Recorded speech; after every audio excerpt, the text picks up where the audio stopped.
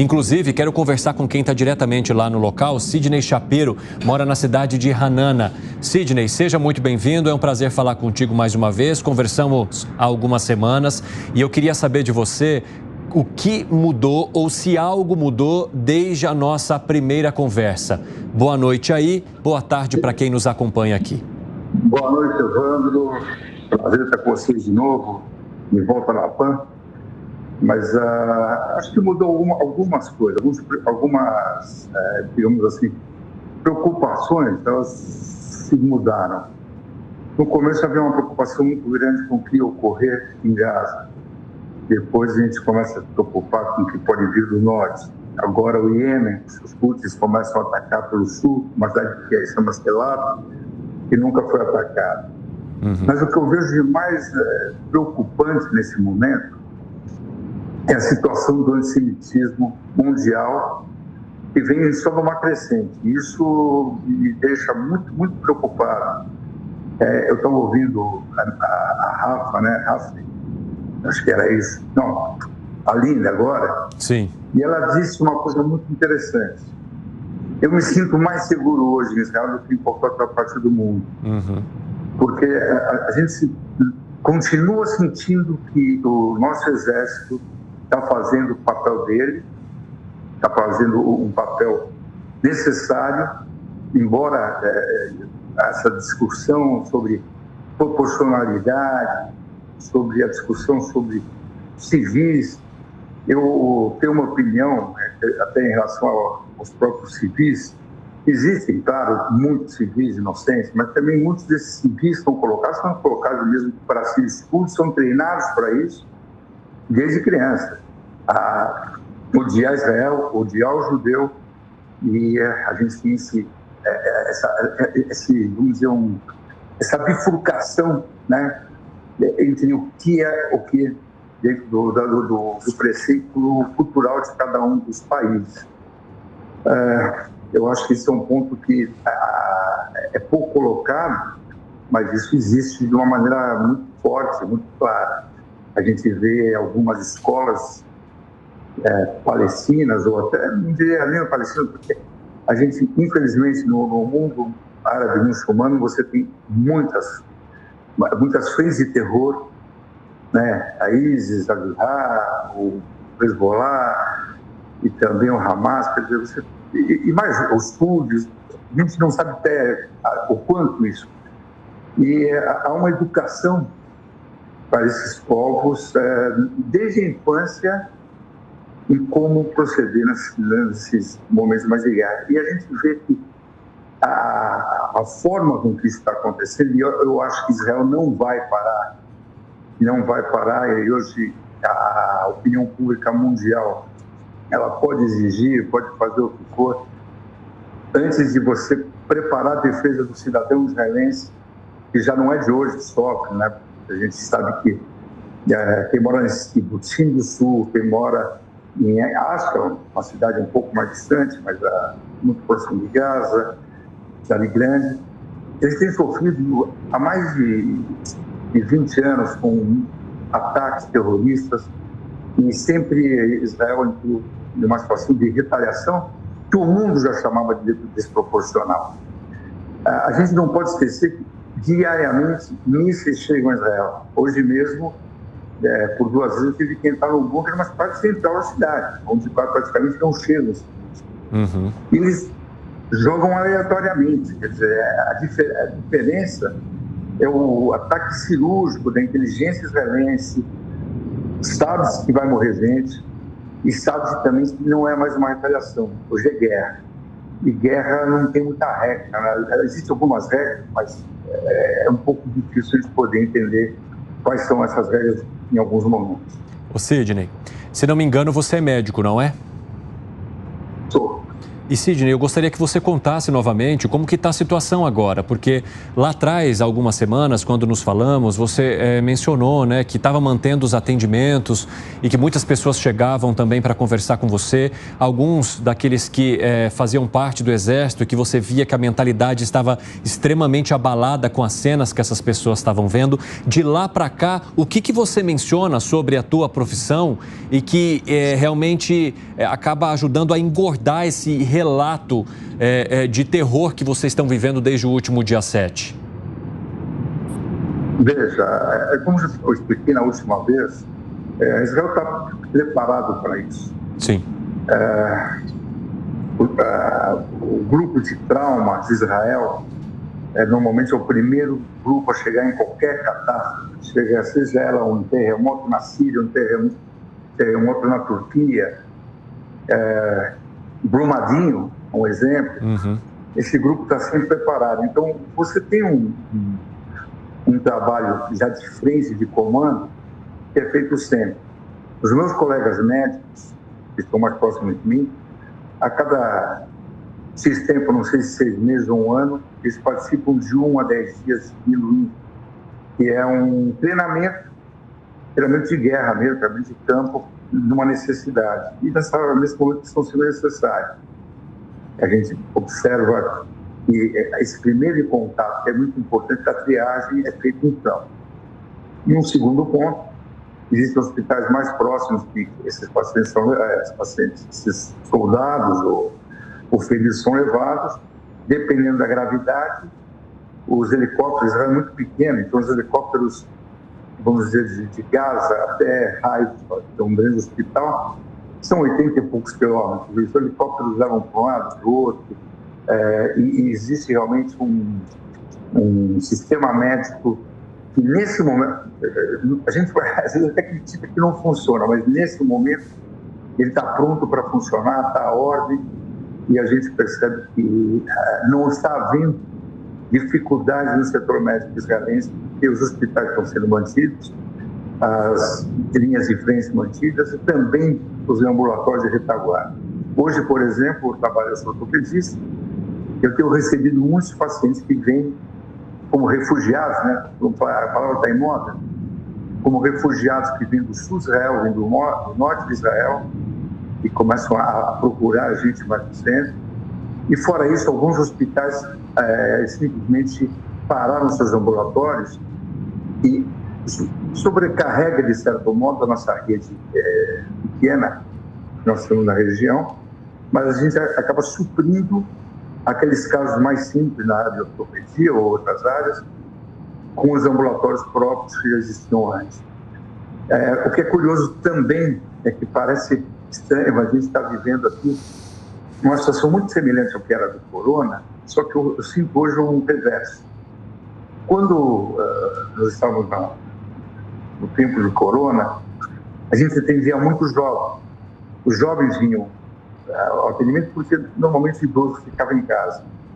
Hoje o número de idosos é bem maior, porque os jovens estão realmente em combate, estão preparados e esse é um ponto da medicina, mas o global funcionando perfeitamente.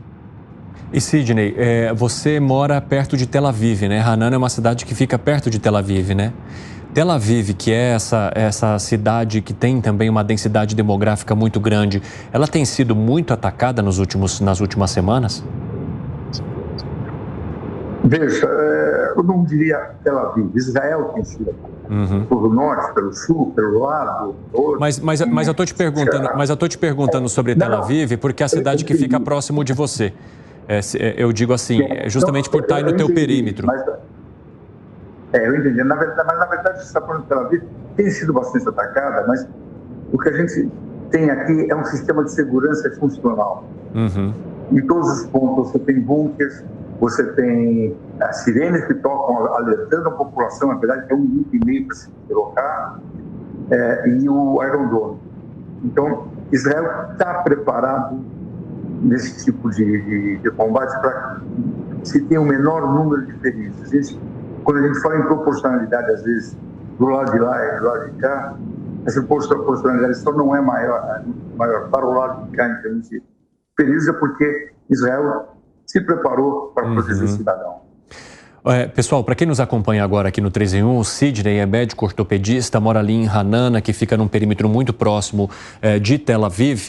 E, Sidney, você mencionava agora essas pessoas que estão saindo das regiões norte e também do sul de Israel, justamente por conta da intensificação dos ataques ali. Os ataques começaram no sul do país, né, desde que o Hamas invadiu o território no dia 7. Depois, com o aumento da tensão, nós acompanhamos alguns ataques que vêm também de um outro grupo que atua no Líbano e aí na faixa norte, e as pessoas migrando para essa região mais central ou indo para próximo de Tel Aviv. E essas pessoas, como é que elas chegam com as famílias inteiras? Elas são recebidas muitas vezes por parentes, por autoridades da cidade. Como é que está esse refugiado israelense que também teve que deixar o seu lar por conta do risco a que estava exposto nessas regiões onde os ataques são mais frequentes? Como eu já lhe disse também na entrevista, a solidariedade do povo israelense é muito grande. Ela é grande na defesa, ela é grande também na receptividade. Existe uma harmonia que parece que só em tempo de guerra, mas existe uma preocupação do zelo de um pelo outro.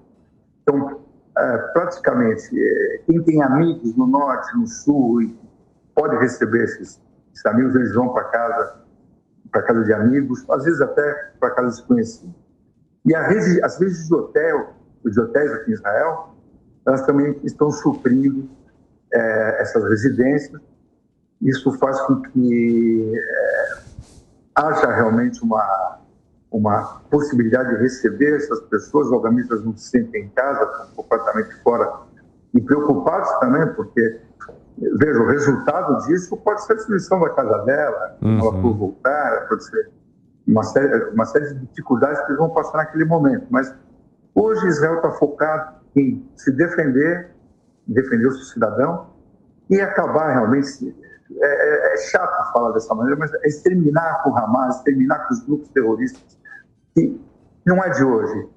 Eles não contribuem com a população local. Veja, a gente está falando de segurança aqui em Israel e bunkers, os hospitais trabalham em bunkers, entre outras coisas. A gente vê que o Hamas está muito protegido por bunkers e túneis, mas eles não estão preocupados com a população civil deles mesmos. Então, o que eu vejo que faz realmente mal à população civil não é quem está sendo bombardeado pela ONU e vocês estão matando, é genocídio, é apartheid, é um monte de nomes. Mas, na verdade, não há uma preocupação. Em primeiro lugar, não vejo preocupação alguma com os reféns. Quer queira, quer não, esses reféns estão em algum lugar. Em segundo lugar, a preocupação quanto ao Hamas e à população civil. Isso a gente não vê em lugar nenhum nessa discussão. E, realmente, se há alguém que deve ser cobrado, eu acho que é muito mais o Hamas do que a própria Israel. Israel tem que fazer o papel dele de defender o cidadão. Eu acho que essa questão entra muito nessa divisão, né, que acontece exatamente pelo fato de Israel ser um Estado e seguir todas as leis do Estado contra um grupo terrorista, né? Então, essa sua revolta, né, essa sua crítica, viu, Sidney, é algo que a gente tem muito aparente em vários dos relatos que a gente traz aqui. Exatamente porque Israel está sendo cobrado pela comunidade internacional todos os dias, justamente porque ele tem regras para cumprir e porque ele tem um Estado democrático para tocar. Ao mesmo tempo em que, como se cobra alguma coisa de um grupo terrorista que administra uma faixa. E essa também é uma responsabilidade que cai sobre as autoridades internacionais, que fecharam os olhos para isso também durante muito tempo e que nesse momento agora também tem um dever a cumprir. Aliás, Evandro, colocando só um pouquinho nisso, vários países, as entidades, como a da própria ONU, muitos não reconhecem o Hamas como um grupo terrorista. Se não é um grupo terrorista, é o grupo do Estado da Palestina, porque eles são o governo da Palestina hoje. Seja como for, o exército do Hamas, na minha visão, representa sim a Palestina. E a não ser que realmente ele seja declarado por todo mundo um Estado terrorista, um grupo terrorista. Então, há um confronto também entre os termos que são colocados. Sidney, o nosso tempo está acabando, eu tenho só mais 2 minutos. Eu só vou abrir rapidamente uma pergunta para o Piperno. Piperno, eu peço que você seja objetivo também para a gente não ultrapassar o nosso tempo. Claro, Sidney. Você citou com muita propriedade a crueldade do Hamas, um grupo terrorista e tal. Agora, essa é uma guerra que ela ameaça incluir o Líbano, a Síria, o Iêmen. E como é que o Irã... Como é que você acha que Israel, terminada essa incursão aí contra o Hamas, vai se comportar perante todos esses adversários nos próximos tempos? Não é só isso. A Turquia ontem também se declarou exorbiante, se declarou contra Israel. E todo mundo árabe, né, vai ser uma coisa... não sei como vai ser resolvido isso. A verdade é que Israel está num processo de paz de muita força, inclusive com a Arábia Saudita, que nunca houve uma relação tão próxima. E o que parece que o Hamas provocou esse bloqueio a essas relações. O Hamas é preparado para continuar uma guerra santa, uma guerra que, na minha visão, não cabe nos dias de hoje. Uhum. E o mundo tem que estar preparado, porque não é só aqui em Israel. A gente vê na França, a gente vê nos Estados Unidos, a gente vê em países que estão apoiando Israel também situações de antissemitismo em geral. Como Israel vai se portar? Eu acho que Israel vai se portar como sempre. Israel vai se portar procurando a paz. Agora, a paz passa por uma coisa que é indubitável: o reconhecimento do Estado de Israel. Enquanto você não tem com quem conversar, você não tem quem te reconhece, como é que você pode conversar com alguém que não sabe quem é você? Não se diz que você não representa nada para ele. É isso. Sidney Shapiro, eu agradeço muito a tua participação conosco hoje. Espero que a gente possa se falar também num outro dia, num outro cenário que seja melhor para vocês. Que seja um estado de paz, Evandro, que nós queremos. Até a próxima.